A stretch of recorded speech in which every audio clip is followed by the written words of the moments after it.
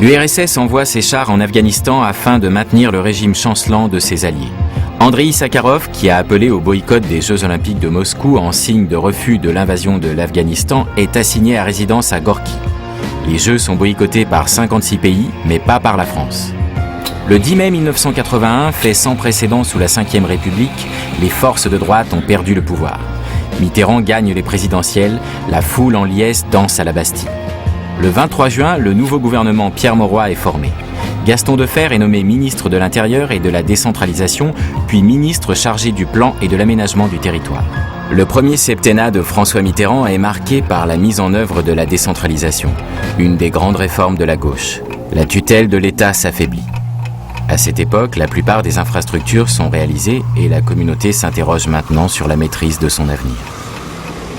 L'aménagement de Gerland en régie directe traduit la volonté de la Courlie d'apprendre à organiser et à contrôler elle-même les opérations. La communauté urbaine devient aménageur. En 1985, lors du second mandat de Francisque Collomb, l'informatique et ses outils se propagent dans les services et dans les réseaux techniques et en améliorent la gestion et l'exploitation. C'est dans l'agglomération lyonnaise que l'on met en place pour la première fois à cette échelle la télégestion des réseaux d'eau et d'assainissement. Cela bouleverse les habitudes de travail, enclenche les premières réductions d'effectifs tout en améliorant la sécurité de ses agents. La communauté urbaine conçoit un système d'information géographique commun à ses services pour intégrer toutes les données relatives à la voirie, l'eau, l'assainissement, la propreté. Avant ce système urbain de référence, les services ne disposaient pas de plan correct de l'agglomération.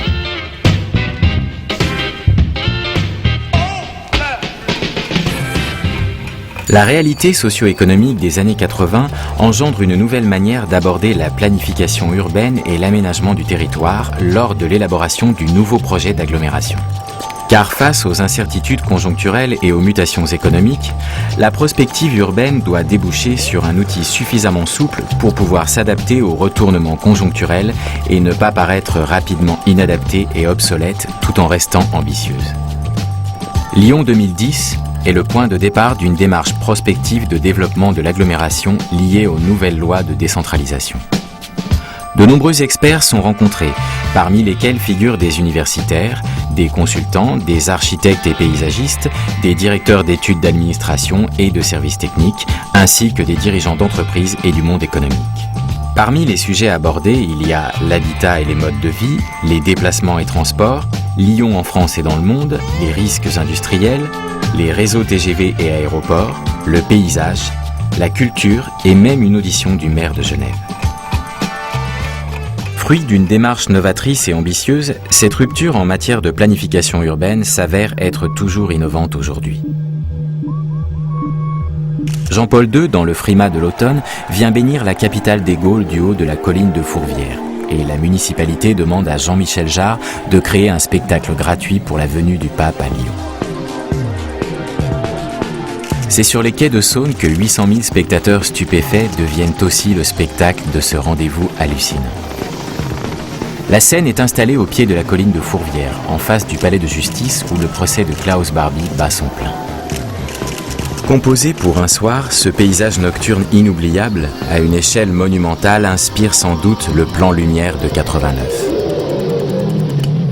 Pendant que sur le podium, on procède à des répétitions en sourdine ou sous casque pour que la surprise soit totale, 2 camions entiers de fusées de feux d'artifice attendent leur entrée en scène. Bien avant Euronews et Interpol, cette première délocalisation préparée depuis plus de 10 ans est un élément nouveau dans la stratégie de compétition entre les villes. Implanté à Gerland, l'ENS Sciences est liée à la réflexion sur la composition urbaine du quartier. Elle marque aussi le rêve de Raymond Barre, député alors, de faire de ce nouveau secteur un emblème du dynamisme intellectuel et scientifique de la ville. Isaac Joseph, Jean Métral et Bruno Voisin de l'agence d'urbanisme montent l'atelier Cultures urbaines pour échanger entre chercheurs et techniciens. Avec les entretiens Jacques Cartier, à l'initiative de la Fondation Mérieux, groupement francophone de relations scientifiques entre chercheurs du monde entier, le Grand Lyon commence une relation avec les sciences humaines et sociales.